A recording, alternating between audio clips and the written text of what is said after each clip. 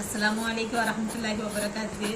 இப்போ நம்ம 5 star channel என்ன பார்க்க போகிறோன்னா, கருவாடு எப்படி கழுவுதுன்னு பார்க்குறோம். இதுதான் கருவாடு. இது சாலை மீன் கருவாடுன்னு சொல்லுவோம். இதை இப்படி தான் நல்லா கழுவணும்.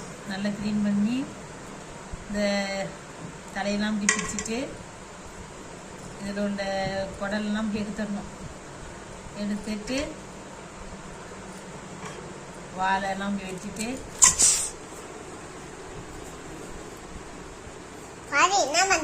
கருவாடு கழுவுனே. ஆமா,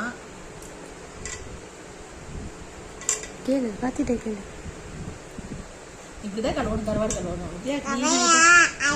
ஆமா, நீ சாப்பிடுவியா?